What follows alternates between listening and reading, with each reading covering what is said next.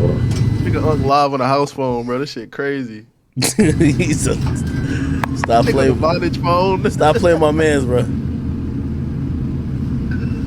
Somebody said, "Did Rock Nation cut the check?"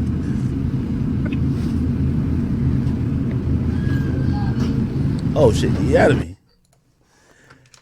Hey, what's good, my brother? Hold on, let me.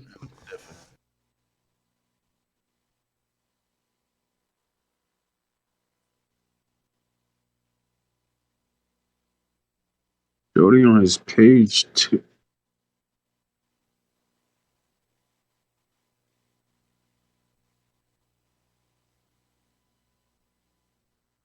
Hey, Where my money at? what's good, my brother? Hold on, let me. Act, show the call on Did the stream. lawyer call you yet? Did the lawyer call you? Which lawyer? My lawyer. I Hold on a second. Jody on his page. Hold on 1 second. Hold on 1 second, brother. Hold on 1 second. Yeah. Hey, where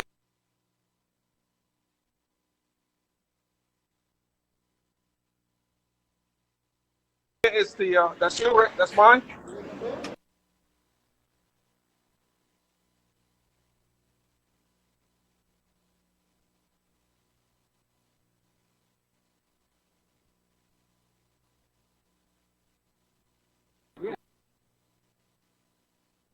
You know my Dennis. Give me the right. Oh, wow. Hold on. Okay. Okay. Got a card. Hold on. Hold on. Got cards out. Hold on. Sorry, guys. It's cold out here.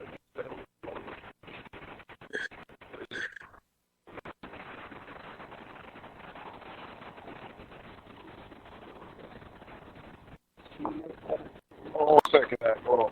You got change for 10? Yeah. All right.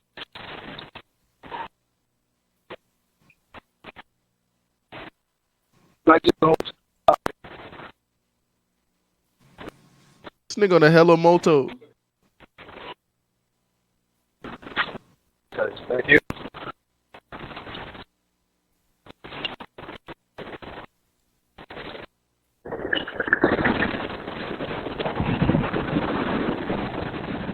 Alex, Yep. That was good. what's up, man? You know I have my people What's try up, to my reach brother? out to you today. Manny tried to reach out to you. Oh shit. Well, now you got direct contact with me, man. Yeah, he said he had your manager's number. I told him to reach out. I think the last week probably saw him in Miami at the party. Remember? Yeah. I got in I got in right after you guys left. I was late.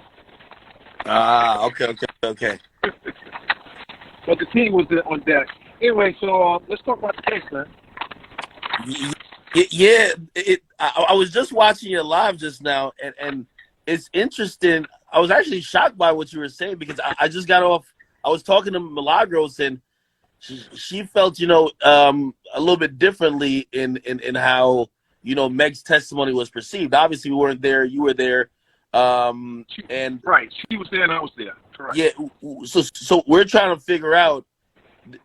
It seems like she didn't blow it, which means, I think people thought it was a good chance the defense could have really twisted up everything. She really get her stubbed up over, hey, well, you said this publicly, this contradicts this, blah blah blah, and it looked like she did a decent job with that, but I was wondering about the believability factor overall.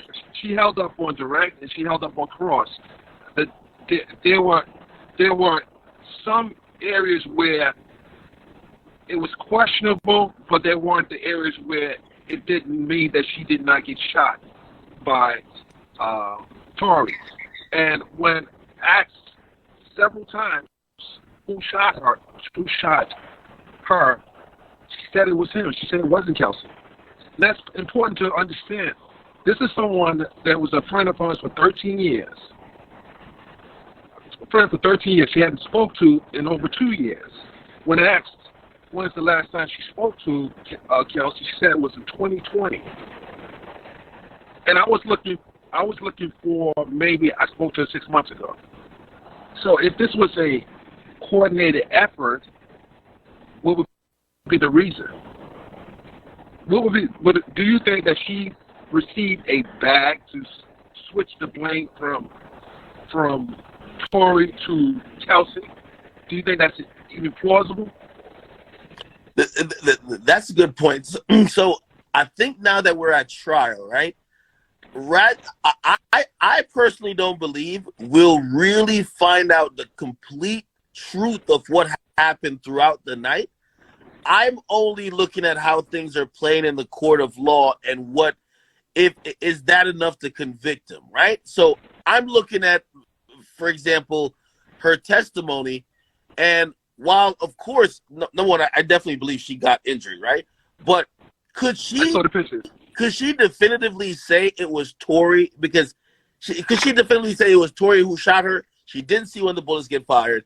And it seems from what I heard, and you can tell me if that's not what was said, the only thing that she's seen that would make her believe is Tory is that when she heard supposedly the dance bitch dance thing, she looks over her shoulder, she sees supposedly Tory holding the gun, and obviously moments later, the gun gets fired, right? So it's a clear, 1 + 1 is type 2 type things.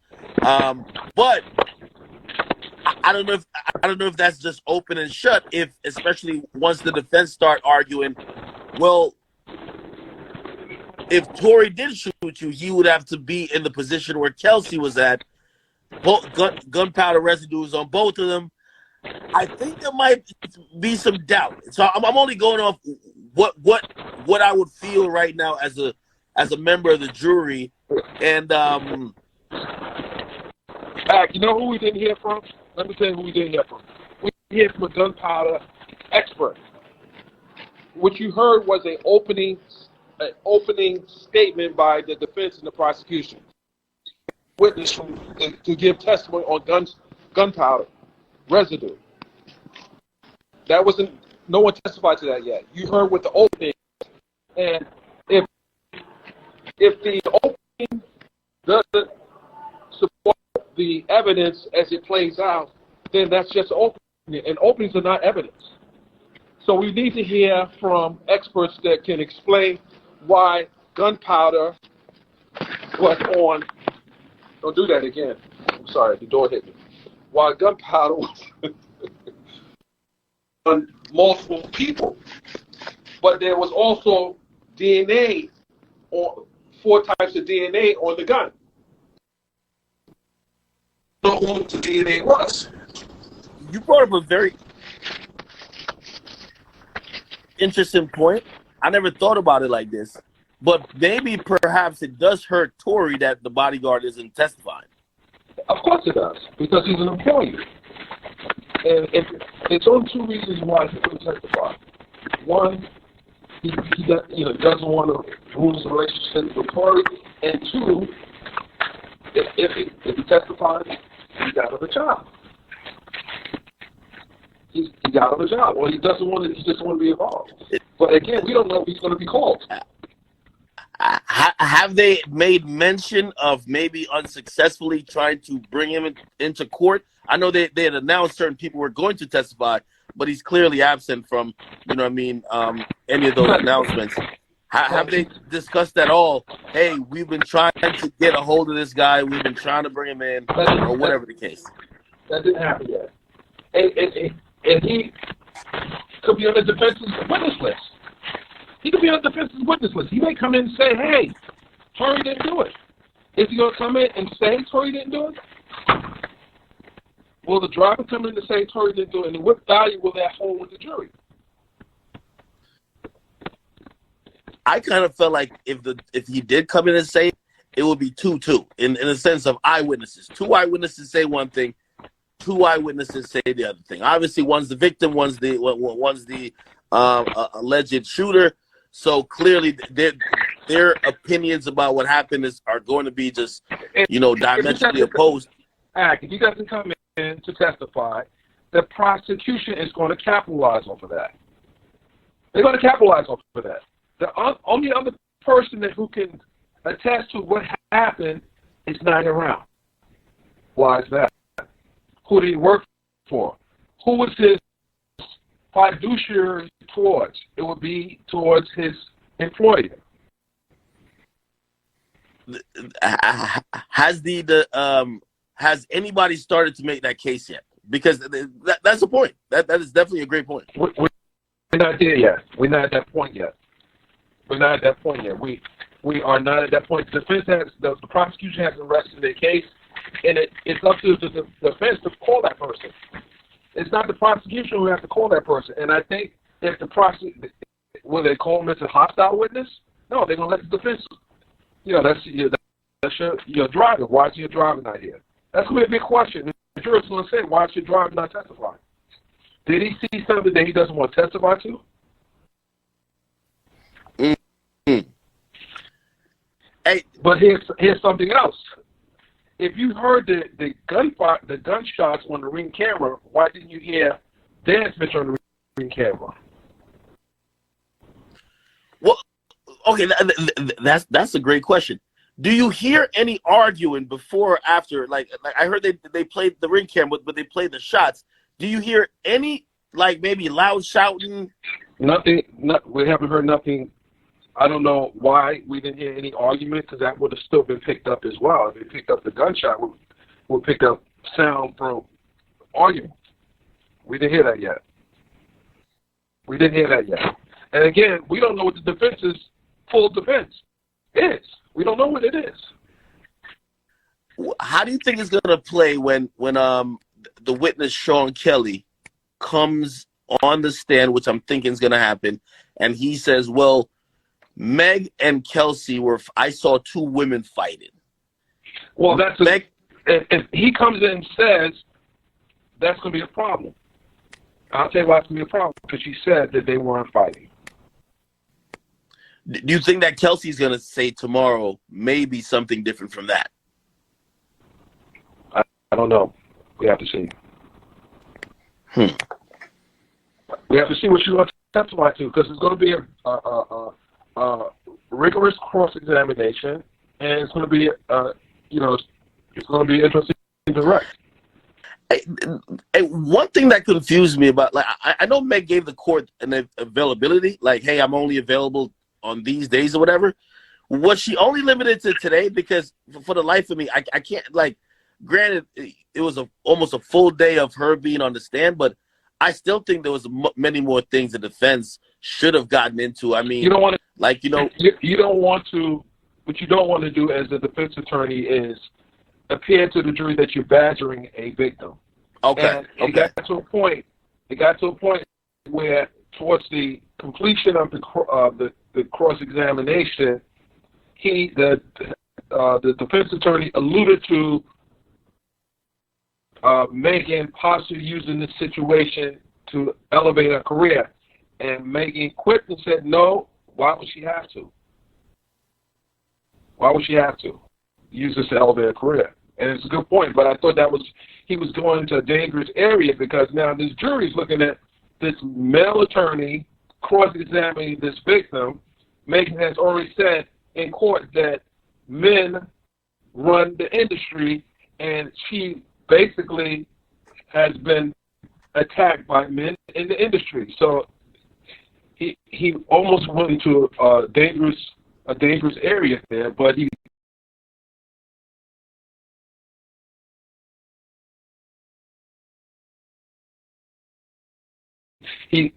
wow. So she came off as believable. How did she kind of wrap up all of these inconsistencies? And well, let's talk about let's talk about the inconsistencies.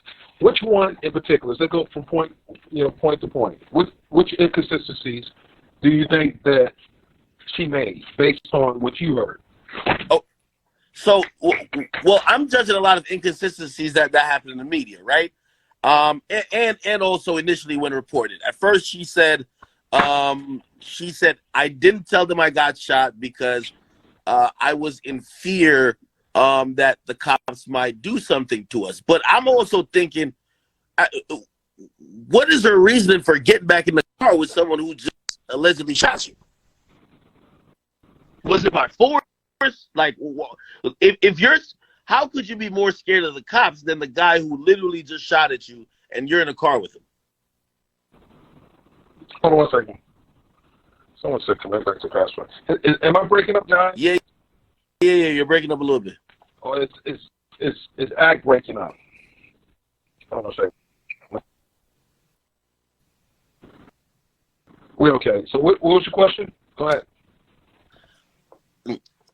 I said the first thing she said when everyone asked, well, why didn't you tell the police initially that you were shot? She said, well, I didn't want other people to die. Police were killing black people. Here's the question. It was 2020. It was July 12th of 2020. We had to remember that was the same month that Ahmaud Arbery, Rayshard Brooks was killed at the Wendy's in Atlanta. The live protests, also high tension in South Georgia. There was a lot going on there. It was plausible. You had people getting killed in California all over the country. There were a lot of deaths happening during that time. Okay. So, and I agree. However, why, especially on a cross, don't they get into, hey, why were you comfortable with getting back in the car with the guy who just shot you? Why? Good question. I will pay you $1 million if you do not have me locked away. There was a lot of apologies happening. He said to her, according to her testimony, when she fell on the ground and she crawled towards the garage, he walked up to her and apologized. Now, I want to see what Kelsey said tomorrow about the bump that occurred when Kelsey walked over to him. What happened then? What happened when those two collided? How did a nail get broken? Why was the strap broken?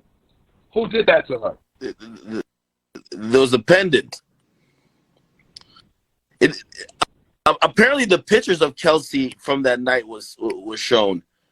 It was shown in the I guess the lineup when they took the GSR test, gunpowder test. Visibly, does she look disheveled? There's a picture of blood on the leg. Now, was that blood from a fight, or was that blood because they both were sitting in the back of the car and she bled on her? Okay. Wow. And then if they saw blood, why didn't she get medical treatment? That's another question. Why didn't you give her medical treatment? Did she have any injuries consistent with, to support the blood on her leg? Hey, you brought up the fact that Meg said that there was a lot of apologies and even this offering of like $1 million, so to speak, right? Did the defense go further into that to say, well, so did you get back in the car, or after he offered that, like, did you oblige? Did you say, hey, listen, okay, cool, I'm down to not say anything about this if you give me $1 million or whatever the case is? It's hearsay, though. It's literally hearsay. We have to see what Kelsey says, because Kelsey would have heard this as well as the driver. We have to see what they say, but does that still take away from who Megan said shot her, even with these inconsistencies? Is she standing 10 toes down that Tory shot her and Chelsea didn't shoot her? Why would she say that? Well, I mean, again, I hear your point, but we're now at the conversation of credibility. It's all about credibility. So it's like, if she seems as non-credible, she's definitely doubled down and say Tory did it. But it's a matter of what the jury will believe. If they feel like she is, picking and choosing when she's telling the truth, or she's admitting things maybe for the benefit of her own story sounding whatever. They might just not believe, and she's a very important eyewitness. She's the damn victim. If they don't believe her, there might not be a conviction. You get what I mean? So I really think it's all about credibility. The jurors when they go back to deliberation, the biggest question is going to be why is she defending the person that they claim shot her? Why would she defend the person? And no one's addressed that. What is the most plausible reason why she would defend the person who shot her, Kelsey? Why? What's the reason? Was Kelsey paid to just blame Tory? Hey, well, by the way, and this is another thing I wondered why this didn't come up. And from everybody's report, I haven't seen it come up. Meg had stated that Tory, the reason why her and Kelsey, or the reason why Kelsey might be singing a different tune in the 2 year they didn't speak, was that Tory offered to invest in her business. And that was one of the big reasons why Kelsey was not like dealing with her or whatever. She never explained why they don't talk, but she pretty much almost saying, hey, Tory's got her on the payroll, right? And she said that in the interview, right? I think it kind of came through the Gayle King interview. I think that's the one. I think kind of trying to figure out what the hell happened there would probably lead to some questions there. You don't think? Say that last part again. You were struggle streaming. Oh, why do you bring all these trolls over on my page, man? I need to know about that. Nah, man. I got no trolls over here. I think they're trying to tell you to connect to the Wi-Fi because it's slightly blurry. I don't know why, but go ahead. I can hear you. Yeah. So what I was trying to say is that if Meg, right? Wait, what was the point? I almost forgot. Okay, yeah. If Meg literally, right? So Meg basically has said, hey, Kelsey isn't coming out and saying what I'm saying. Because remember, Kelsey was quiet during this whole 2 years. And a lot of what the defense has to work off is that there are public statements by these women that pretty much was already detailing the case and crafting a narrative before they even got to court. So if Meg was basically saying, hey, Tory got this girl paid off, and that's what she's thinking, I would like to know if Meg still believed that was the case, or at least how far, rather than maybe just like, hey, I see you hurting on the ground or shot, and maybe I did something stupid. I'm like, hey, listen, I'll do whatever. I'll give you $1 million. Did it go further than that? Did it go further in the sense of Tory trying to bribe Kelsey or whoever? Yeah. Well, it obviously didn't work if she's if she's a prosecution witness. I mean, I think that no, Megan testified that she had an issue with Kelsey communicating with Tory after she was shot. She said that that was one of the reasons why she stopped communicating. Oh, now, okay. Will Kelsey come into court and say the same? And it has to be more context to that. It has to be more context because that's just not enough. So this is a personal theory of mine, and we'll get to see if I was right tomorrow or not. If this question is asked, do you believe the defense will ask Kelsey if her testimony is part of maybe a larger deal she has with the prosecutor, maybe an immunity deal that grants her immunity from prosecution from to do anything with this case? Okay, so let's analyze that. Typically, immunity is not given in given in federal court. What would she be needing some type of immunity for? For what? Lying? If they gave her immunity for shooting him, then the prosecution is complicit in railroading the the wrong person, railroading Tory Lanez. What immunity would she need? Any type of charge that It's only three. that could stem from any type of charge that could stem from whatever, because it seems like she may have had possession of the gun as well. Okay, let me think about that for a second. She had possession of the gun. And by the way, one of the working theories that a lot of people are adopting is that just off the fact, and I'm just thinking about just raw evidence, right? Like, I heard, and you can tell me if I'm wrong, that Meg was about 8 feet away from where the gun was when it got fired. Now, it either tells me someone was probably not trying to shoot her, but trying to shoot near her and scare her, or maybe. And that's what I believe. I don't believe Tory, the top count. I don't believe that the government has proven that part. Negligence, I would say they proved that, and that's why they added that last charge. I think negligence will not be hard to prove. I think intent to assault her is a reach. The two counts that he may get convicted of would be the negligence and the possession of the firearm, unregistered firearm. The assault. Okay, I don't think so. And also, here's the thing too. It's just, so the theory that some people are going with, right? And I kind of believe this. I believe that maybe there was that bump that Meg said she saw was maybe Tory and Kelsey maybe wrestling for the possession of the gun, and the gun somehow gets discharged at that moment, right? You close. But what could have happened as well is when those two came together, maybe she pushed down on the gun, like don't break, like don't do no harm. Maybe she tried to talk him down off a ledge. It can work both ways. You can have contact with a gun and not have it physically in your full possession. Well, still, any type of struggle with the gun would kind of go into saying, well, if it got discharged at that moment, it would make sense. I didn't say struggle. You're saying struggle. I didn't say struggle.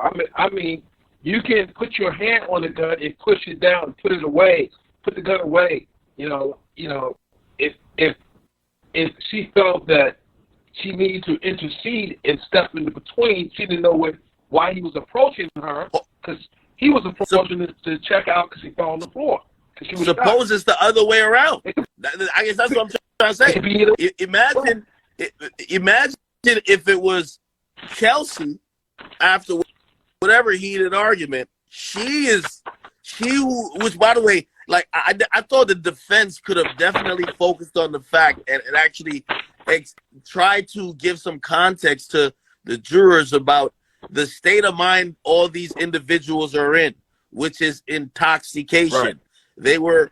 Kelsey was passed out at the party. There was allegedly reports that Meg was belligerently drunk. Tory was also intoxicated. Okay? All of this is going to go into some of the decisions that are made that night. It's going to go into some maybe, habits they might have, how they move when they get under the influence, if they get more aggressive, if they want to fight more, if they argue more. All of these things probably led to a very toxic situation within that car that led to obviously that shooting. And again, I know you're saying best friend for 13 years, but if we're listening to at least what Kelsey said, which I'm going to see if she said she's going to say this again, but she said this on live. She said, Meg, you're the one who always took my man. I heard Meg deny that she ever that was ever her MO or right. She did the word stuff like that. Was used backdoor her. Yeah. So so that'd be enough to fight in the car. That would be enough to fight in the car. That would be enough to. It was a fight. Do we believe her denying the fight still absolves Tory from the gun case? Do you believe even if they did have a fight, do you think that it's still not possible, it's still not possible that Tory could have been the one to fire the gun? It's dick riding. I think if I'm a jury who hopefully they went into this very neutral and they needed to hear a sequence of events that somehow made sense. If you tell me one sequence of events that says, hey, she insulted his rap career and his music skills and he grabbed a gun and shot her.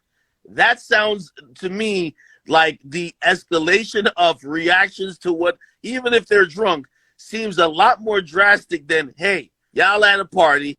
Basically, y'all find out that Tory might have been involved with both of you and probably was doing some stuff, overtly flirting with Kylie, being disrespectful. You guys get kicked out, allegedly, of the party. Right? Now y'all in the car. That same bad energy's all there. Everybody's arguing with everybody. You know, anytime there's an argument among three people, it's usually two people ganging up on the other, okay? Tory, they're probably both going at Tory. Tory burst the news, hey, listen, she backdoor you. They're all getting into it. And I could only believe that it went from an argument there. And yes, I do believe that she probably threw in the mix, yo, Tory, like, you must really think you're the shit. You can't rap at all, or whatever the case is. Right. But I just don't think it started there. I think there was a physical fight. I think there's a physical fight, so then the gun got If introduced. you think it's a physical fight, who do you think was fighting? Do you think it was Tory and Meg, or Tory and Kelsey? No, I think it was Meg and Kelsey.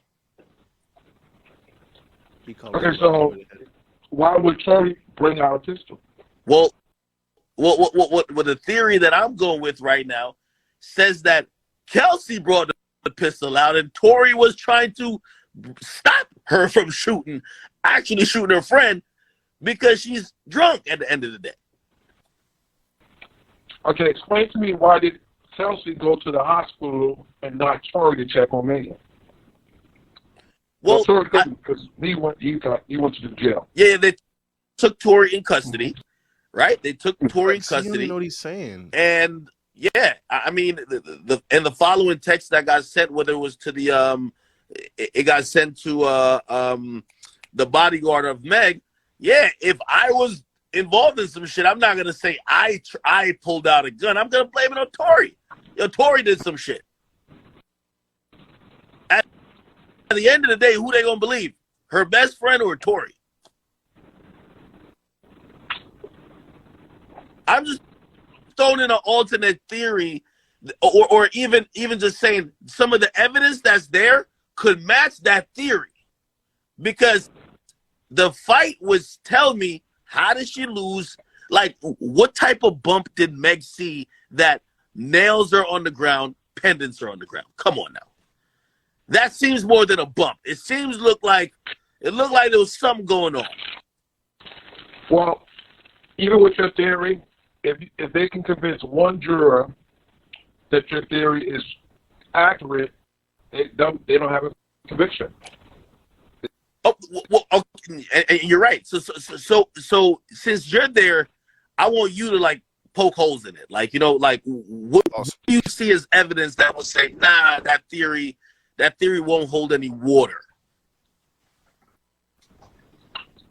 If it's bought by one juror or two jurors, it gives reasonable doubt. Reasonable doubt doesn't get you to a conviction. Well, I guess I was asking you, I'm like, okay, so you've seen like all the evidence. Is there any evidence that you've seen that theory thus far, and we could only talk about thus far, that we can't talk about say, well, she testify. We cannot talk about that until she testifies tomorrow. We can come back and revisit that theory tomorrow at the conclusion of the direct and cross. But right now, we're not there yet. Let me ask you a question too, because you talked about Kelsey's.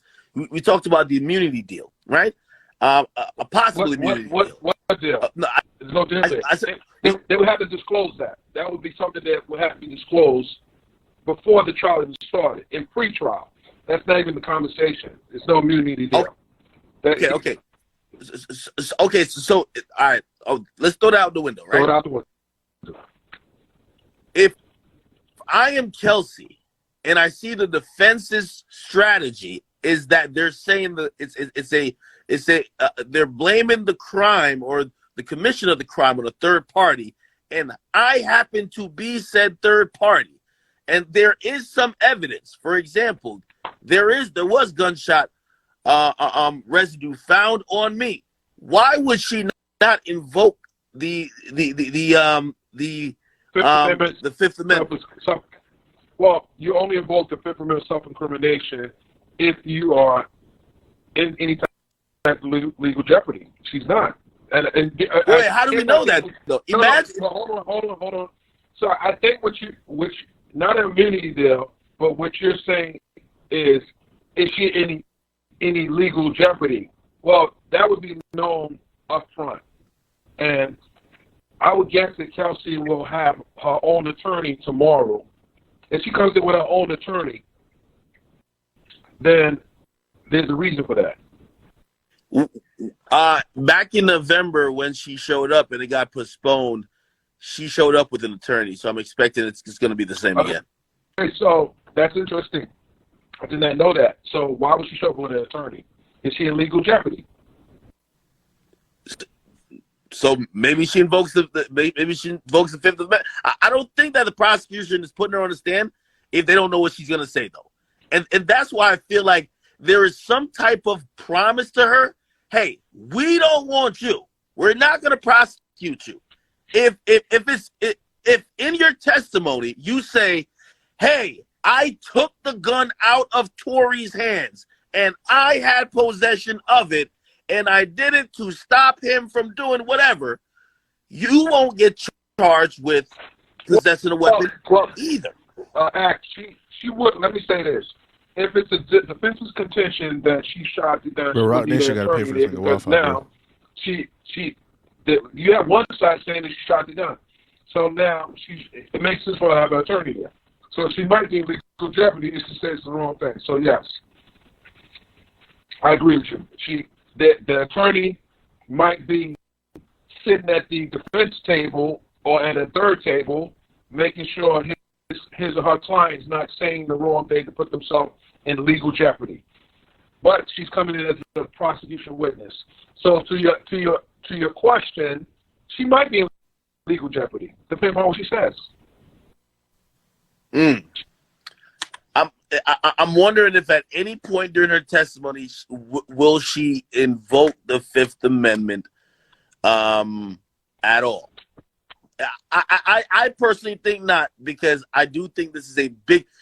I think number one, this case wouldn't have gone anywhere without the testimony of Meg. I thought that was huge, but I do believe that Kelsey needs to be.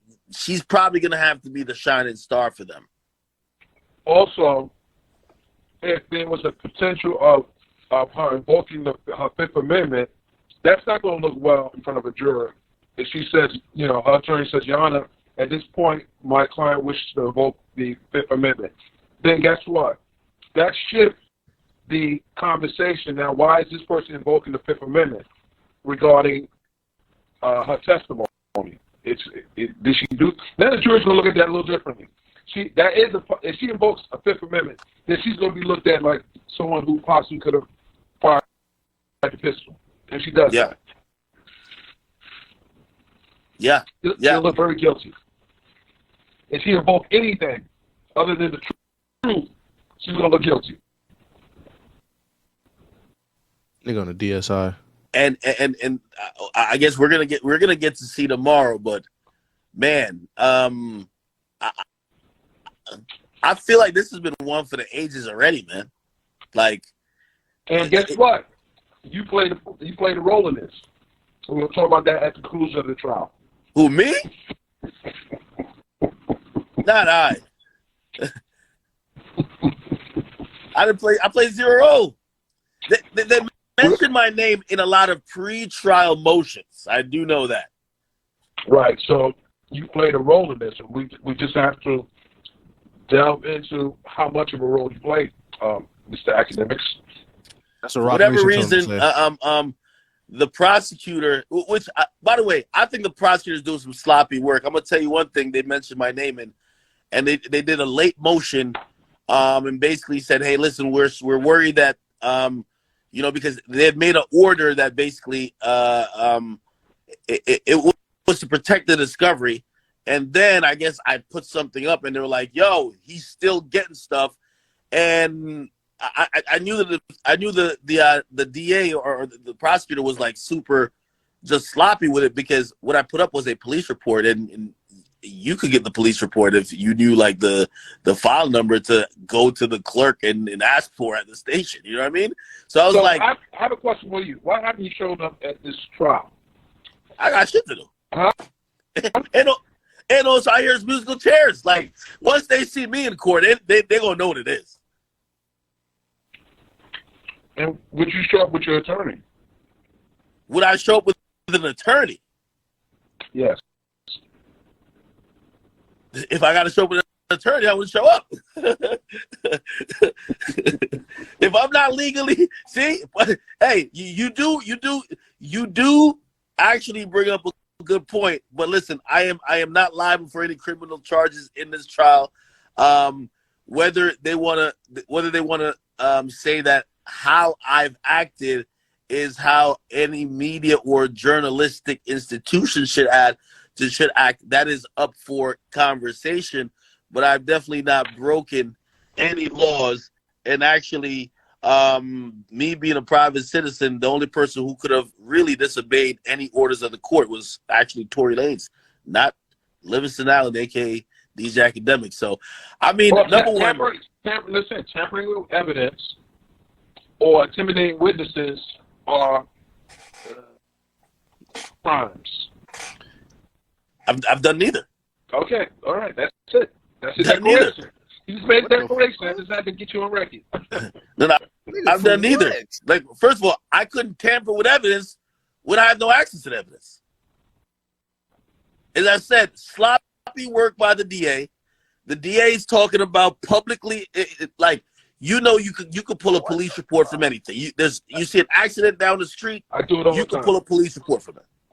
No, ask him if he's in Rock Nation, bro. Exactly. So when I heard the DA say, "Hey, he's getting more info on the case, and I think he's seeing discovery," yes, the police report is in discovery, but I didn't get it through this. It would actually have the word discovery on it, like it's watermarked with discovery. I think you have to be careful right now. You just ran into a legal situation just now. Who? Why did you get that document? What? How did you get that document? The police report? Yes, sir. Oh, I got it through no means that had to do with anybody in that case. Facts. Actually, hold on. I'll tell you how I got it, because it's not that big of a secret. That document was procured by someone that has a YouTube channel. His name is Fedit1811. His name is Myron Gates. He's a former federal agent that breaks down a lot of hip-hop cases. He had someone personally go to that court and fetch that document. He shared it with me because we're colleagues and we're friends. And honestly, anybody could have gotten it. Well, hold on. By the way, they gave me credit for, I guess because I have the bigger platform, they gave me credit for getting the document when he sent me the document.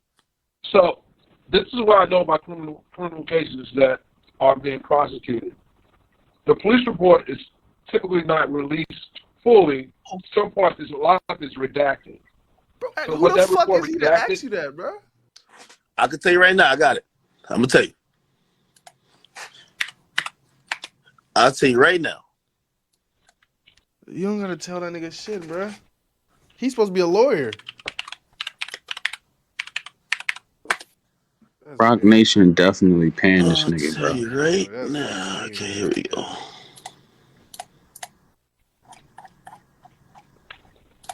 I want to get that nigga shit. Oh, just off even opening it, yeah, it's redacted. There's a bunch of shit redacted on it. Social Security is redacted. Phone numbers are redacted. Addresses are redacted. There's even certain redacted information for some of the stuff that has to do with the all the addresses of the witnesses are redacted. Yeah, it just says their names. So it's a redacted document. It's fair game. Okay. Okay. It's not fast chat. The shit he doing, y'all can do right now. It's not Well, even some do you federal think shit. that He just weird Megan for asking him that shit. Like he working for them. was right for thinking possibly that you might have had an inroad to Tory's camp? Wait, repeat that question. Do you think Megan is justified in believing that you, in particular, might have an inroad into Tory Lanez's camp? He moving wild. No, I don't think she's wrong for thinking that, but I think she's wrong for jumping to the conclusion. Like, again, it's one thing knowing where I'm getting the information from. It's another thing making that assumption and just claiming I got the information from someone who I didn't. You know what I mean? What happened with Meg is that, Meg took an aim at my platform because I would report certain things. Like, for example, not a lot of media platforms put out the information when it initially came out. TMZ did, that the muzzle flash that went. There was a witness that said that when they saw a muzzle flash and they saw a female. So they didn't say they seen a male. So, and the muzzle flash would be the gun going off. They said they seen a muzzle flash and a female behind it. You get what I mean?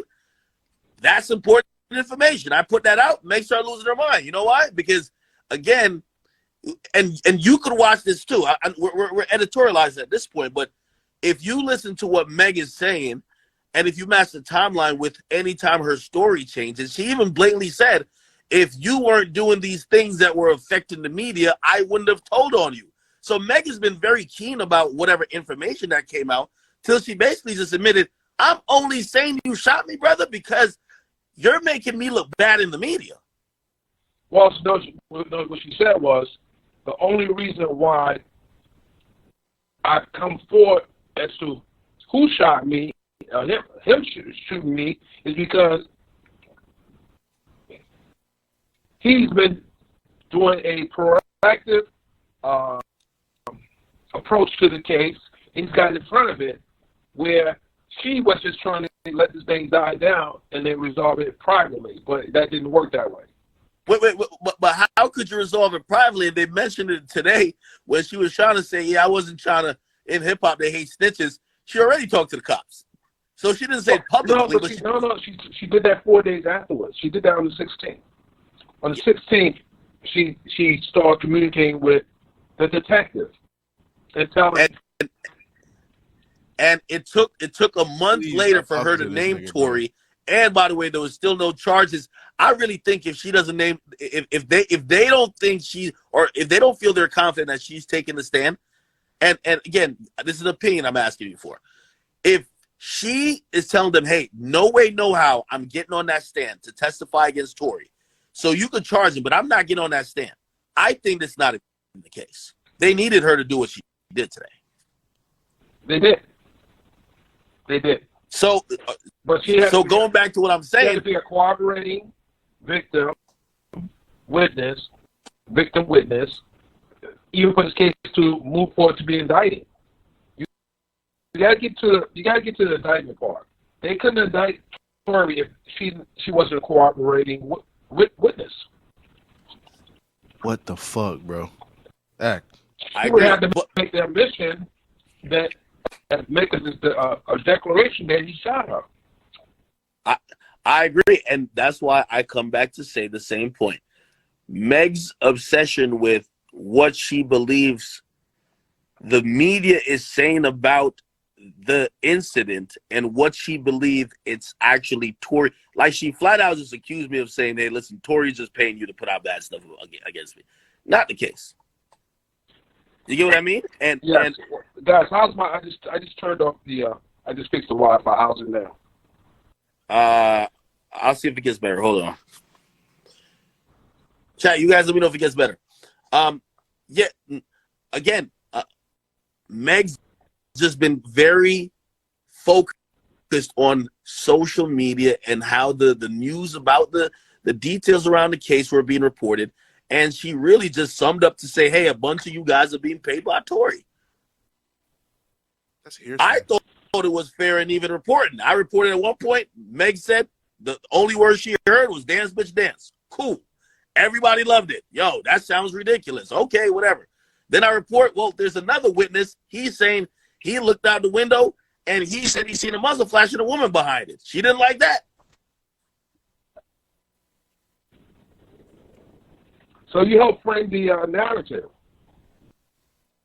I mean, I helped put out the random pieces of what was being considered evidence and still are being considered evidence because the individual who said that is going to take the stand.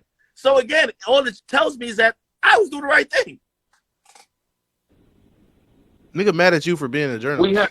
Someone had obviously you brought this up. I'm sorry. We had to hear from the witness who said he saw two women fighting. And yes, he had to get on the stand because that provides a opportunity to present a shadow of doubt. Then you start thinking about if they actually did fight, did the fight go beyond hands? And was the gun grabbed by Kelsey, which, again, based on what I've heard, I don't know if that's really plausible, but we can entertain that when we hear more witnesses. The witness who is Sean Kelly, he said, and this is in the police report. He stated he heard, and this is what I'm saying. These things I would report as, hey, this is what a witness is saying. She doesn't like any type of report that doesn't just say Tory shot me. That's the only thing she really appreciates, which I understand. She's a victim, and I definitely, I'm not trying to belittle her or act like she wasn't hurt because I do believe she was hurt. But this is a case that definitely does get it. Someone's freedom is hanging in the balance, and if he did it, well, it's gonna be what it's gonna be. And if he didn't do it, you don't want to send somebody wrongly accused to jail. Absolutely not. Right? And this witness said, look, he said the passenger, and by the way, his keep in mind this is 2 years ago. His statement he gave that night is lining up very accurately with all the holes we're asking about what Meg said. It's lined up pretty. I'm gonna read it. He stated he heard arguing outside of his bedroom. He looked outside and observed the black Escalade. He stated the passenger door was open and observed 4 suspects, 2 males, 2 females. Kelly stated 1 male was heavyset, second was thin-built. He stated the rear passenger exited from the vehicle, one of the females, then began fighting with the other female. At one point, Kelly observed 1 female crawl out the black Escalade and onto the driveway. He heard about 4 to 5 shots. Kelly stated both males were punching, closed fists, one of the females and dragged her into the vehicle. Remember my theory I told you? Hey, if somebody got a gun, you got to disarm her some way, somehow, okay? And dragged her into the vehicle, right? No one ever said, or Megan's never alluded to saying she got dragged into the vehicle. It seemed like she went back into the vehicle, even though, she was definitely hobbling. The vehicle fled southbound on Nichols Cannon, whatever. So, again, that is the witness that's going to, of all these witnesses, I haven't seen any other witness, number one, be as detailed, but I don't think any other witness is going to be given a statement like Sean Kelly. And I think Sean Kelly is going to be the one to say, no, there were 2 women fighting each other. And again, I think if you omit the part that 2 women were fighting, you get to drive a narrative that Tory got dissed about his music and shot a woman because of his music. But if you actually take into account that maybe there was a physical altercation between 2 women, maybe there was the shooter is in question, because it's not that, because right now it seemed to be Kelsey is someone who just cares about her best friend, because even the prosecutor stated that Tory punched Kelsey when Kelsey was trying to stop Tory from approaching Meg after he shot her. Kelsey looks like the one who's defending her best friend. Do you actually, honestly, even using critical thinking, that's plausible? Do you think that perhaps he did have a fight? God, this dick run ass nigga, bro. Like, maybe Tory What the pulled the firearm out to like, bro? put some fear What the into fuck? Megan, because maybe Megan might even put hands on him. That ability. See, This nigga dick Ron, bro. Overtime. these are theories. Okay, and by the way, you know, because it's taking so long, I know we're in the process of trial now. But again, if you could, I think I've asked everybody this question. I'll ask you too. It's clear there's no smoking gun, right? It's clear there's no like, oh, gotcha. Here's the video. There was a warm gun, but I know, no pun Yeah, intended. yeah. Wasn't real. Yeah. So essentially, it's all going to be about narratives and theories and what makes the most sense. And yeah, a lot of circumstantial stuff. So okay, I think that theory. If you're saying two women are fighting, maybe also Meg got a little physical with Tory too, and then Tory grabs a gun trying to get them to stop fighting. Maybe he says, "I'm about to just shoot at the ground" or whatever the case is. Bullet fragments. So why didn't Kelsey catch any bullet fragments? If that was, if you believe that theory. Well, okay. That's why that theory don't hold no water, because allegedly Kelsey was behind the gun. Why would you need to shoot to break up a fight if one of the people who allegedly would have been fighting is behind the gun? That's why I then say, okay,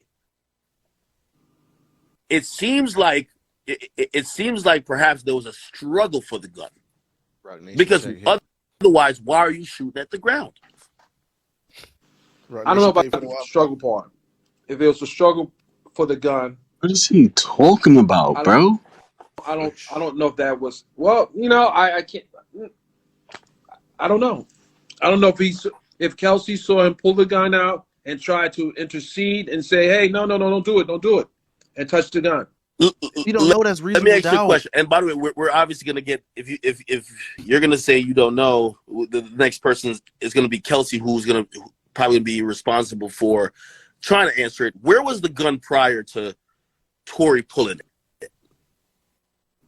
Was it within the reach of one person? Was it like in a center console, glove box? Was it in a luggage in the back? No one. Only one could testify to that would be Kelsey.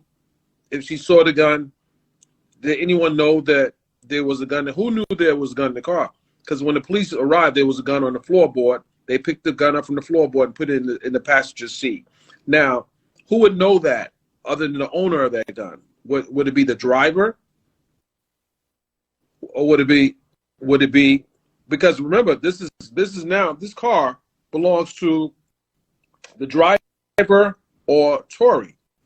Meg came to Kylie's house in another vehicle. Yeah. So I don't think Megan was running around with the pistol. But apparently when they get into the car with Tory, they brought luggage or they brought some type of bags. Who knows if there might have been a pistol in said bags. That's a possibility. Also, you know what struck me as odd, and I want to hear your opinion on this. The prosecutor in an opening statement says Tory basically punches out Kelsey after he shot Meg. Why he ain't charged for that?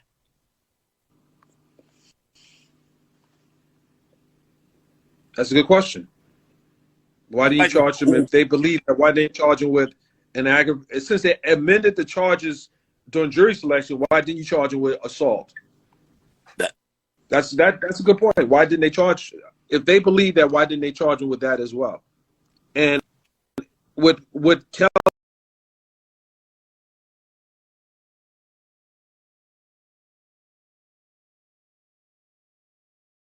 Tory with at least assault on Kelsey? It means it definitely does mean 100,000% Kelsey has to be saying that tomorrow, because who else would be saying it? I mean, granted, there was a witness who said they seen a man hit a woman, but why put that in your narrative if, especially that witness ain't even testifying for you? He testifying for the defense. Hold on one second. So, hold on a second, AK. What you're going to do? Hold on. I got it. Listen, Michelle is a veteran in this game, and she says why you're going to do when Tory goes to jail? Well, Bruh. okay. Well, Oh, give him commissary. I don't know.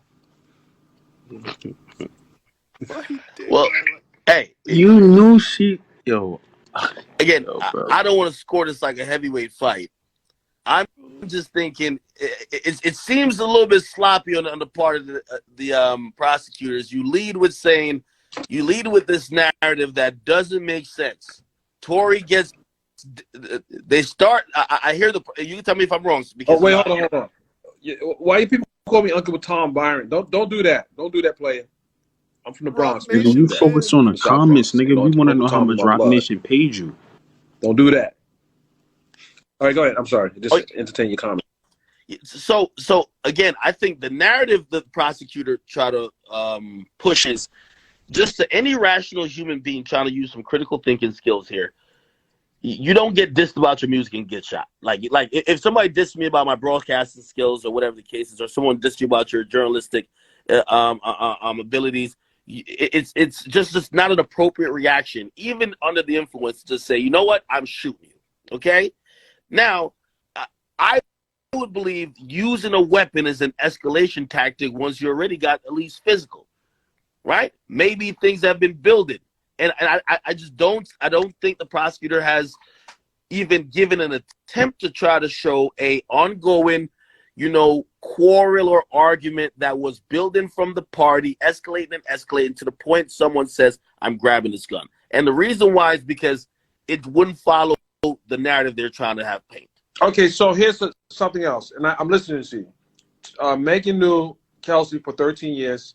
Megan knew Tory for, when the incident happened, for almost a year.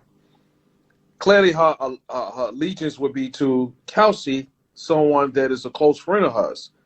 How far did that allegiance go, and what separated their friendship? If you have a friendship for 13 years, should we think that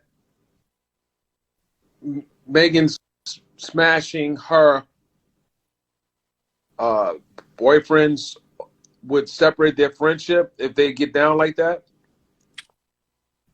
If it's happened habitually, and if we believe the defense that, well, it happened to the baby, it happened with other individuals like the baby, and keep in mind, the baby he just volunteered this information. He said, well, I had sex with Megan the day before, which means we're probably seeing a recent succession of these events happening. Maybe this was a feeling that was building. Maybe this is a feeling of resentment that was building. Hey, you just did it with him. Now you're doing it with him too? Who knows?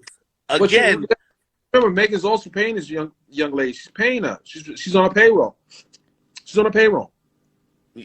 You're right, but she might not react how somebody on a payroll will react when you're Don't friends matter. for 13 years. Now you're upset.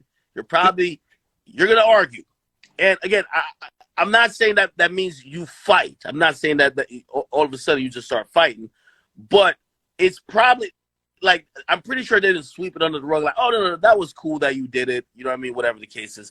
No, I think there was a little bit of argument there, and plus you got to imagine, everybody's throwing these barbs at each other. That's why I think Tory caught one. Hey, your music ain't even good, brother. Like, you're trash. You get what I mean? Hold on. I got to do some housekeeping.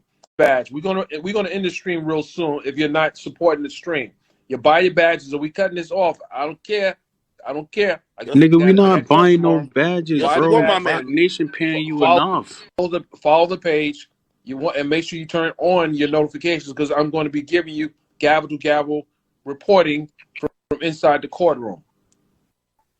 So if you're following the page, you're halfway there. If you're subscribing, you're all the way there. And we're turning up. Let's go, Ak.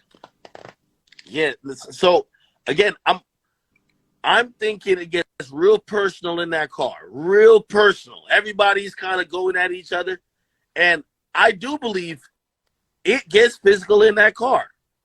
Meg, let me not say Meg may have hit someone. Maybe someone hit Meg, right? Maybe they're all kind of hitting each other. Then all of a sudden, Meg's like, "Stop this fucking car! I want to get out. Let me out."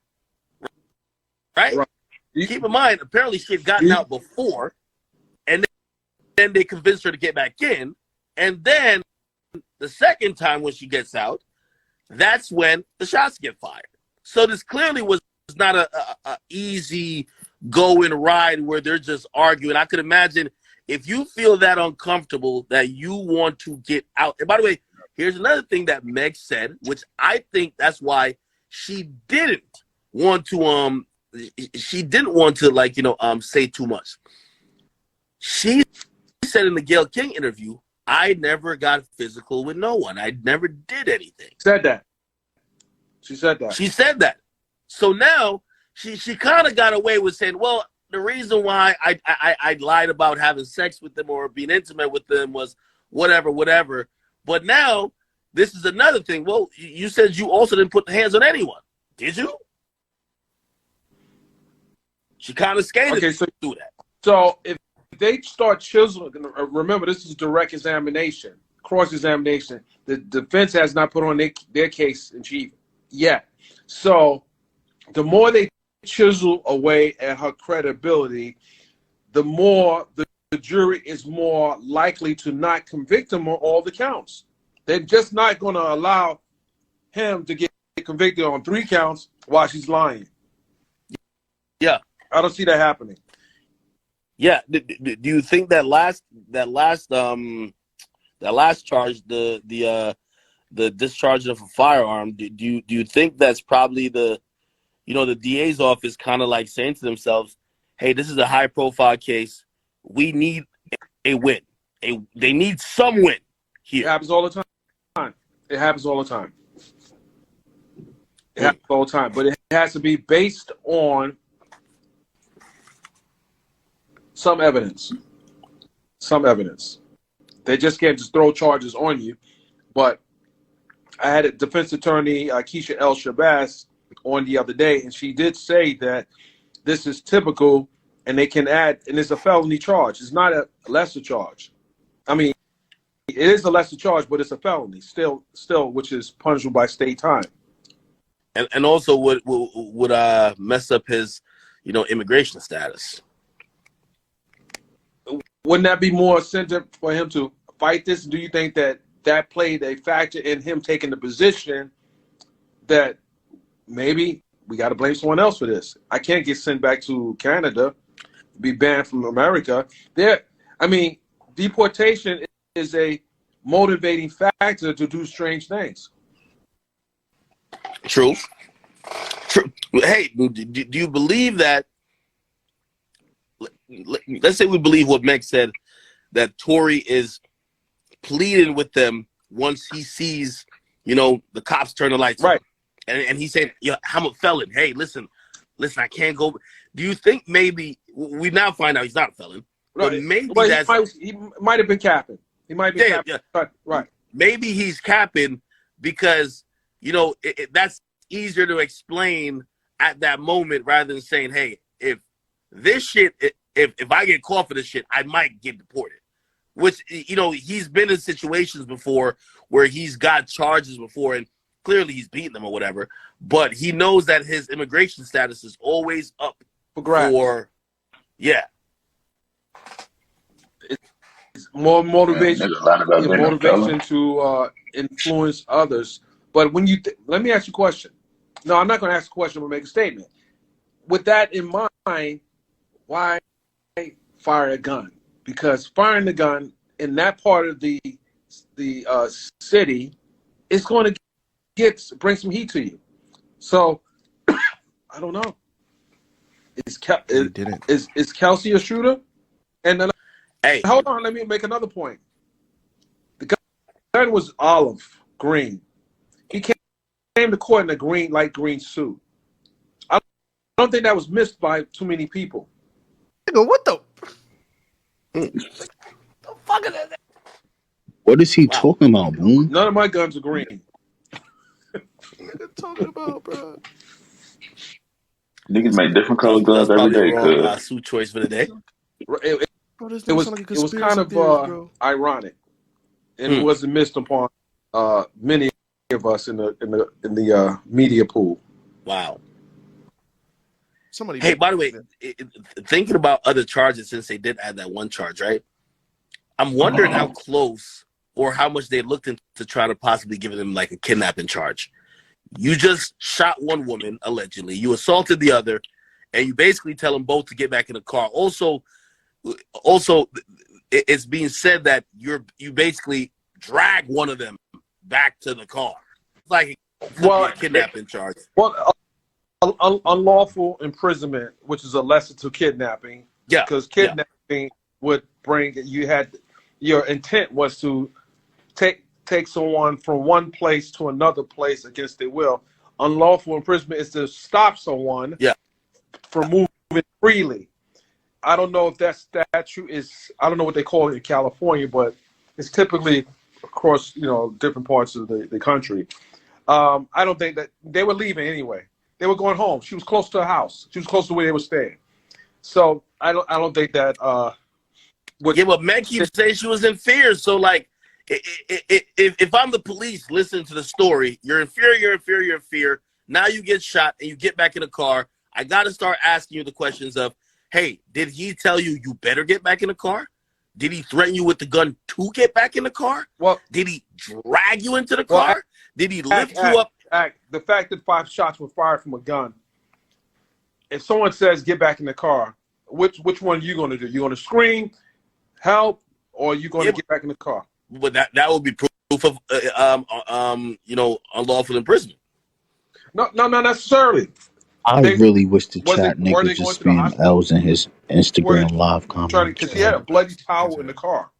Were they planning on going to the hospital? We don't know what their next destination was. Are they going to treat her at the house? Were they going to call one of these backroom doctors to come treat her?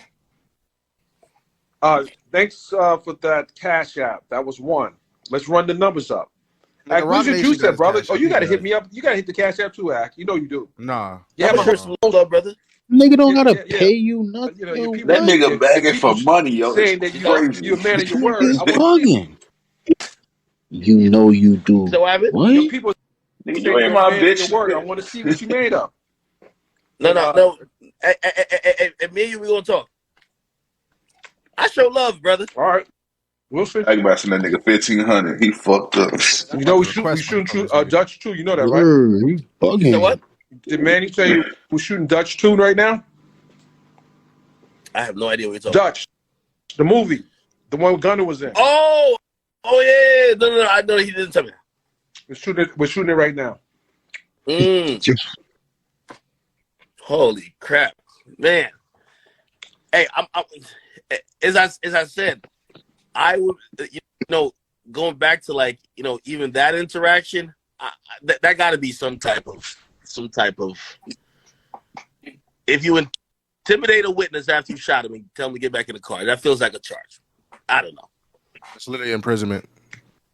Do not hire this nigga as your lawyer. Yeah. But that goes into my theory that this case is mostly PR driven. This case is primarily PR driven and less off just, hey, we have all the evidence we need and we have an abundance of evidence to prove this without a... Can y'all even hear me? We hear you. This nigga just got... That's her contention that it's PR driven coming from Tory's camp. Okay. That's a contention that it's PR driven coming from Tory's camp. Are you saying that you believe it's coming from Megan's camp? Oh, no. Well, no, I was saying that this case and why it's, even been done in this manner, I think is PR driven for the DA's office. I think they know it's going to be egg on their face. And I think that they're trying to pull out all stops because, again, you have charged this guy for something that it feels like you didn't do all due diligence to make sure you crossed all your T's and dotted all your I's. And I don't believe if he's not a famous rapper, I don't believe he gets indicted. I don't believe that at all. But I think once Megan said it publicly and she said it to millions of people, they said we're indicting. Well, and I agree with you that this case might have not been thoroughly investigated. And I'll tell you why. Why did Detective Acosta come in and say that he only listened to the phone call from the jail from Tory Lanez a week ago. This case is a 2+year-old case. Why did you only listen to that piece of evidence a week ago?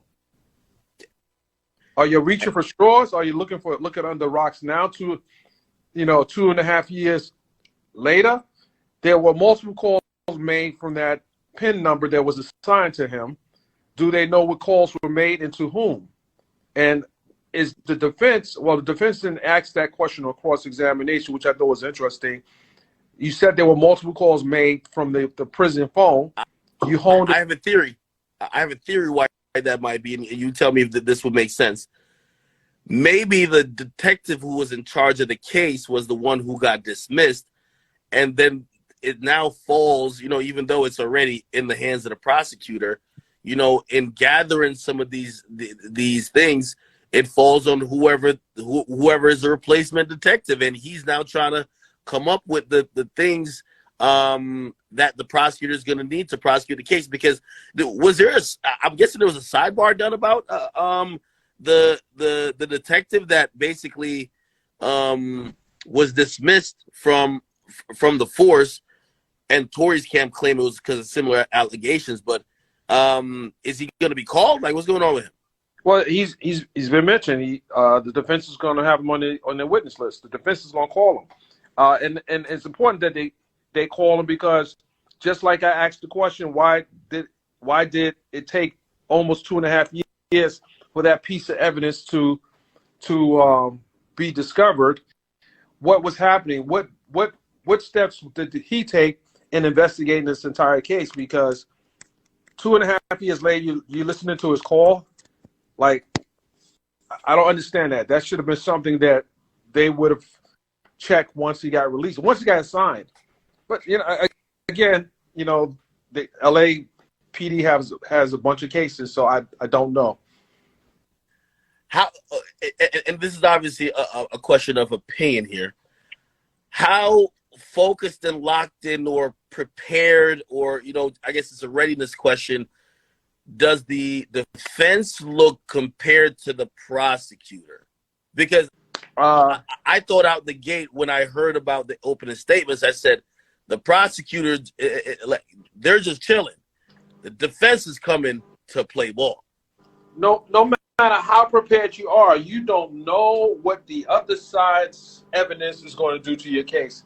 It doesn't really matter how prepared you are. You don't know what evidence is going to be more powerful than the next piece of evidence until you go through a timeline and a sequence of presenting the evidence and how one piece of evidence is connected to the next piece of evidence. So, to answer your question, the prosecution has a formidable opponent. Now, with that said, the defense had to have something to work with. Wow. They had to have something to work with. And we haven't seen the defense's case, so it's not over yet. But all I said earlier today was that Megan did well as a witness. She didn't do bad as a witness. Now, they got to go and chisel away at the prosecution's job thus far with their witnesses. Because, again, cross is one thing, direct is another. Then when the defense puts on their case, their direct is going to be under crossed by the prosecution. So the prosecution is going to go in on their witnesses as well. No, true. Hey, listen, I hate to put you on the spot, but if we're scoring this, and I know, by the way, the real people's lives and freedoms definitely hang in the balance, but we're just trying to get a semblance of maybe how, if you were a random person in that jury pool and you had to sit with this information after 2 days, score it like a heavyweight fight, like the first day, which is mostly opening statements, versus of course the big witness, which is the victim. Star witness. Yeah, right. yeah, testifying the second day. I give this case to the prosecution today. I give this day to the prosecution. I give yesterday to the defense. Ah, okay. Because the defense was able to point out that all the cops that responded had less than 3 years on the job. investigating a crime, a shooting. They had less than 3 years on the job. There were no. The lead on it was police officer Garcia. No, police officer Diaz. She was the lead. She was the lead, and she only had 6 months on the job investigating this case. Mm. Yeah, remember she testified yesterday that she had 3 years on the force. This case is a 2.5 year case, so that's 6 months on the job. Wow. So he was able to point out that these weren't the most seasoned cops investigating this case. So I thought that was something to consider. But then coming back with this witness, the star witness today, it gives it to the prosecution. Tomorrow may be different. So if we're gonna keep score every day, we're gonna come back and say, hey, this is looking good for the prosecution. This is looking good for the defense. This is right. This is a. And by the way, to be fair, your star after you put your star witness up there, you should score a point in the sense of people should feel like your story's making more of the sense after you put the witness who you're kind of banking the case on, right? Like, right, absolutely. If you felt differently, this shit is over, right? You know what I mean? Oh, Kelsey's gonna be the cherry on top of the. On top of the. We put a cherry on top of the cake, pie, whatever. Well, she's gonna be the cherry. She's like star witness B, really. You think she's more big? She's more important than Megan? Yeah. She's behind the gun. She sees what happens. Meg already pigeonholed herself into saying, "I never saw who pulled the trigger." Is she behind the gun, or is the gun under her, or is it in her bag? She's somewhere in close vicinity that she can get that residue. So she is probably a better viewer of what happened than Meg. And the driver. The driver know what happened. Well, I was just sitting in the car. I think that dude got paid off. I think that dude was in Sri Lanka. I think that dude is in Sri Lanka right now, man. You won't hear from him. You won't hear from him for till at least 2024, man. He got paid off. He's on a nice vacation. That's not good for Tory. Well, it is. It's going to be what it is. But trust me, it's. By the way, which is so ironic, and I brought this up when I was talking to Milagros. So when it just happened, there was a voice note, or like kind of like it was like a 7-minute long thing where they claimed to be the bodyguard, kind of recounting what happened. If you can't get him, you have to find out some way to try to prove that his recounting of the events going to come in. Can't bring the evidence. It's hearsay. You got to bring in the person. Unless he's dead, he has to come in to. Can't find him. Can't find this guy. He can't come in. The judge is not going to let it in. It's not coming in. It's not coming in. You probably right. You need someone to. You need him in to substantiate that is his voice. When did he record it? How did you receive it? So it's not coming in. I still can't understand why he wouldn't be in though. Like it just doesn't make any sense. You asked the question. He won't be in because he got paid off. Instead of lying, instead of perjuring himself, he just don't come in. He's in another country. Hey, I think he could get around perjuring himself with some of the Meg tactics. Bring yourself in there, and you could answer enough questions and dip and duck and say, "Hey, it was 2 years ago. My memories." I want everybody to know I'm not saying with accent. I'm not saying that Meg had tactics. I don't want to use the word tactics because that implies that she manufactured. No, I won't say manufactured, but she had a game plan. And by the way, if you don't believe she was well prepped before she got on that stand, she walked in with about 2 to 3 astute attorneys who probably, gave her proper guidance on scenarios that she could face on that witness stand. Anyone who has a high-paid legal team shoot, they don't even do it for a deposition. You think they won't do it for you got to show up on a stand that you could possibly perjure yourself? I think she performed well because I'm not saying necessarily trained like she's lying, right? But she knew how to deal with some of the traps that the defense would kind of put, and she kind of knew, for the most part, what the prosecutor was going to ask. And I think that's fair. Everybody briefs their witness, whether it's the prosecution. They prep them. They prep them. They talk about the line of questioning. And her lawyers was probably giving her ultimate, like, just infinite amount of hours on, hey, listen, remember, when you're saying this, you can't say it like this because that's something that could open us up to some other stuff. To your point, today during the 15-minute break, which actually didn't go a whole 15 minutes, upon return, there was a sidebar with the lawyers. As soon as they came back in the court, it was a sidebar. The next question was asked after the sidebar was, during the break, did you communicate with the prosecutor?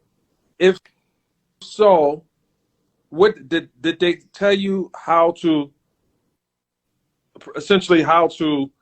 respond to questions from the defense? Something to that effect. And they did actually communicate with her.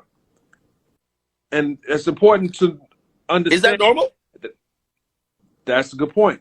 If they're taking a break, why are you talking to the witness that's on the stand, still on the stand? You shouldn't really be having any ex parte style communication with your witness while she's under examination and the jury's still sitting there. They just took a break. So that was an important point. It went in front of the jury. So it may get the jury to think that she's being prepped for every step of the way, and the lawyer was able to put that in front of the jury to hear that. I thought that was important to, for him to point that out. And how did he know that they huddled? It was a break.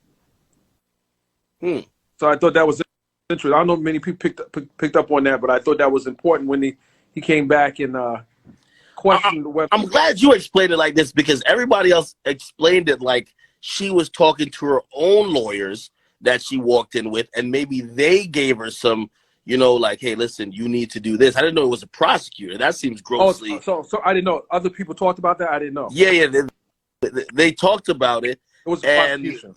Yeah, I didn't know it was a prosecution. That sounds like that shouldn't be. Right. That's not on the up and up right there. That seems like if it was a lawyers, they work they work for her. They work for her. That's different. But when the prosecution does it, you're giving the side eye because she is a key witness. Yeah. And if the prosecution thinks their case is not as strong as it is, then they may need to coach her a little better. Yeah, no, that's crazy. That's great. Did the judge comment on that or no? No, well, they had a sidebar. The sidebars, you don't know what's said. They do a takedown. Takedown meaning the transcriber is taking the stuff down, but we don't know what is said because that's not something that is played in front of the jury. That's the reason why they have sidebars, so no one would know what's being said. In the jury, from the earshot of the jury. Wow. That's well. I guess I think a lot of people thought that Meg was gonna fold. I'll be honest. So you thought she was? I thought she was. I went in thinking that, this woman's lying about a Gayle King interview. They're about to tear her ass up. Excuse me. I cursed. Sorry, guys. It didn't happen. It didn't happen. She didn't fold. As a matter of fact, she was very assertive in areas where it mattered. She was very assertive in areas where it mattered. This is why her testimony was compelling, even to the point where she said she wanted to kill herself. And obviously, this is not the first time I heard this. When Cardi B was on the witness stand testifying against Tasha K, I heard that then.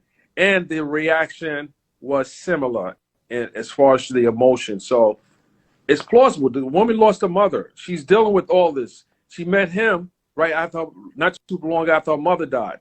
This guy was supposed to be someone that she was building with. I mean, these are factors that, you know, I don't think the jury knows that part, but I'm saying to you based on what I know of what was going on with her during that time. You know, this is just you can't ignore the fact she doesn't have someone to lean on. Her mother, she doesn't have a best friend because they are at odds.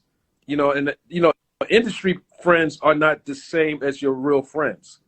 We both know this.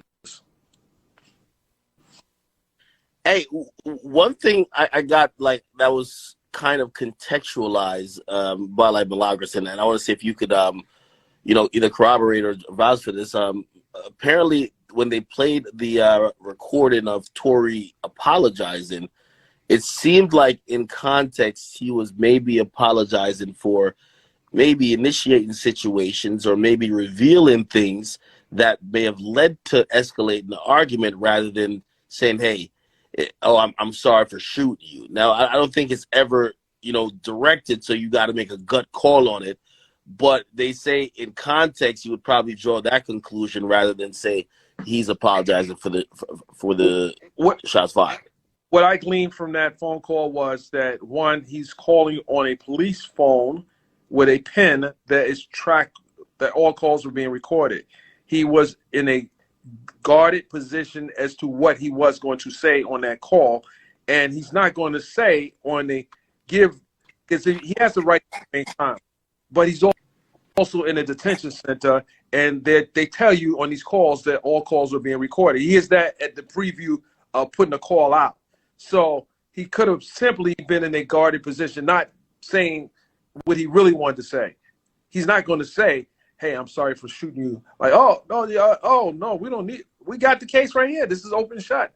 He says that he apologizes. He says enough so she can know that he has some remorse. He's not going to say, I'm sorry for shooting you. He's not going to do that. He's smart in that. Well, it leaves it up to interpretation then, right? It leaves it up to interpretation that maybe he wasn't apologizing for that. He was apologizing for other things. Again, it's coming back to narrative. You know, it's narrative. So who? Let's back. Who else is better to explain what that apology meant? Him. He has to take the stand to explain what he was apologizing for. I think it's a possibility. He takes. He might have to. In this case, the only reason why he would take the stand at this point is that the defense is not making their case. That's the only reason why he would take the stand. If Kelsey drops 50 tomorrow, Tory taking a stand. Hell yeah! I said the same thing. If Kelsey got to drop 50, and when I mean drop 50, she breaks it down so well that forget Meg's BS narrative. Like, when I mean BS narrative, her narrative. I don't put me in that one. No. When I say BS narrative, I'm saying that she omits things when she wants, so it's hard to follow. If Kelsey gets up there and says the good, the bad, and the ugly, and lays it all the way down, and everybody in court are just captivated, like, oh shoot, man, this actually seems like something that would happen. I think Tory might have to take a stand. I agree. Or we got to bring back Jaquan, the driver from Zimbabwe. We got to get him back. We got to get him back for a late testimony, and he got to say the right things for Tory. Tory's got to take the stand, and because they're gonna listen. He's gonna have to take the stand. If she drops 50, he has to take the stand. Let me ask you this question too, though. In how many? And I would definitely. I know you're definitely more seasoned and been through more of these and seen more of these, like how they play out more than I have. In how many? Give me a percentage, and obviously it doesn't have to be correct, but just from your opinion, what percentage of these cases usually the victim testifies? 90%. Oh, really? So the victim is usually, unless the victim is dead. Okay. I thought that, even with how Meg was talking, she was hoping that the DA was going to make this case without needing her to testify. It's like she was saying. At that point, I think that was. I'm not saying it was no antics, but I think that if she's been counseled properly, she knows that she's going to have to take the stand. This is not a case where you can just skate through and not take the stand. You have to take the stand. It's like I thought that was a little interesting that she didn't think she would have to come and take the stand. That people were just going to take a word just on GP. No, why would they just take your word? Yeah, because that's what she's kind of saying. Like, hey, I can't believe I have to do this, right? It's like, wait, you can't believe you have to testify to get him sent to jail? Like, that's how you get him sent to jail. That really stood out for me. I'm like, you're a celebrity, but you're not, you're not privileged like that. That right there, that was interesting. I don't know. Wow. How many people ran with that? I thought that was interesting, but I'm like, why would you not be? You got this man fighting for his life. 22 years is a lot of time. Yeah. No, of course. Man, I'm excited for tomorrow. I think we're going to really find out maybe a narrative that we may have not heard before. Kelsey, who I believe really holds the key to this whole thing, I think she's going to spell it out. And unless she just comes out and says, hey, I was passed out early in the night. I was drunk the whole time. I don't remember, just like my memory is even worse than Meg's. So all I know is that I was drunk until I heard the bullets got fired. And I looked up and I seen Tory and I saw my best friend. I tried to break it up, and that's all I know. We got back in the car. If that's it, I think I'm not. It's going to be a little more intense than that, my friend. Yeah, I would. A lot more intense than that. I would hope. With that said, brother, I need to get some sleep because I got to be up fresh and early. I know. Hey, listen. Let's communicate through DM and let's talk. Okay. All right. Make sure you follow, and we'll hit you up on that other stuff. All right, got you. All right. Peace. Holy. Chat. I'm here, man. Yo, damn, 6 hours later. Close out. Okay, tomorrow, guys. chat. I'm gonna be on live early, man. I'm gonna lock in with y'all early. It's 3 a.m. We still going at it with this stuff, man. I'm actually about to take it down my damn self. But listen, tomorrow I will be on as soon as Kelsey is reportedly on the stand. Okay, I'm sorry I had to do Joe Budden's podcast today. Welcome to my page. I was at Joe Budden. You guys enjoyed. Joe Budden living good, man. That nigga had a whole chef. Nigga had a chef team, a team cooking while we were doing content. By the way, shout out to him. He did like 3 or 4 pods today. I'm like, damn, maybe I gotta do some more pods and shit like that. Anyway, new episode of Off the Record dropping. Okay, let's see what we very got shortly. Hold on. Yeah, chat. You said what time? You want me to give y'all the time? You tell me the time. What time shit be popping off? I'm not bringing anyone else. You tell me the time. What time shit pop off? You guys haven't been buying badges or nothing. You haven't been buying badges. Yo, bring you on. You don't support the platform. What the? Is that what the hell are we doing over here? Oh, yo, what's good? Oh yeah, my man. I had y'all me. Nah. I'm gonna show Unk some love. Badges in there. Hit the badge. Buy the badge. Let me get me a better charger here. Oh, what the hell? Oh, I thought I was Discord. Oh, no, that's my man. Oh, okay, cool. All right. Anyway, my bad. You said 11, 12? You said 3 to 4. I do think it's 3 to 4. I think it's 3 to 4.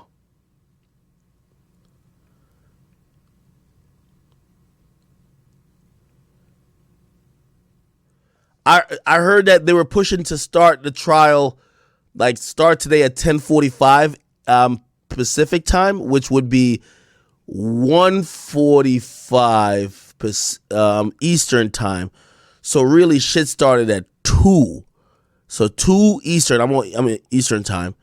So how about I get on at 3? I get on at 3. We rock out from 3 to 6. No, 3 to 8 or 3 to 9. I give y'all 5 to 6 hours tomorrow. How about that? 3 p.m. Eastern. That's cool? 3 p.m. Eastern, all right? Yo, chat. Listen, I know we only covered pretty much mostly Meg stuff. I did kind of try to, spin on what happened with the Young Miami stuff. I want no more issues and no more sauce with what's going on. You know what I mean? I just want to pray for her healing. I didn't know this shit was that serious. Like, yo, she beefing with everybody in the world. So I don't want nobody to blame me for fucking up their shit. I was just trying to crack some jokes. You heard me? Other than that, I will be back on tomorrow. Thank y'all for all the gifters. Let me see if I can shout out to my gifters real quick, especially on Twitch. Thank you, Serial Q15 for gifting. Thank you for all my people who resubscribe. By the way, if you got Prime, you can just subscribe for free. Like, I know what I'm telling you how to subscribe. It's not like I'm telling you how to do no crazy shit. If you have Amazon Prime, you subscribe straight for free. Okay. So you want me to talk about Metro Go #1? We'll actually talk about that tomorrow. DJ Busy B 98. Salute to you for the cheer. Bad Beats by Isso. Thank you for the gifted subs. Really appreciate you. Thank you so much. Jay from the 6, thank you so much. And thank you to everybody else who came on and watched today. We actually hit over the mark of 30,000 once again. And I appreciate you guys for trusting me with, trying to get y'all some information that you probably can't get anywhere else. And I also, I'm thankful to y'all for, supporting me and trusting me to be very entertaining at whatever the fuck we talking about, whether I'm roasting a motherfucker, reacting to BBL Saucy, okay, or we just over here just kicking it with Milagros or Mr. Dennis Byron. All right, thank y'all. I hope you guys get some sleep. It's 3:38 or 3:28 on the East Coast, AM. It should be about like 8 a.m. in the UK, and it's definitely midnight in the West Coast. Love y'all. Thank y'all, YouTube. I see y'all turning up so crazy. And and obviously my Twitch chat niggas, man. Them Twitch niggas is always holding it down too. But YouTube, YouTube gotta get in the community over there. I see Drill giving out mods and shit. I see what's going on. I see niggas with the wrench. So my nigga R, I see you, boy. And obviously, you got my lieutenants who be just kicking in Twitch. I got my man Ovio Cartier, Memes are Contagious.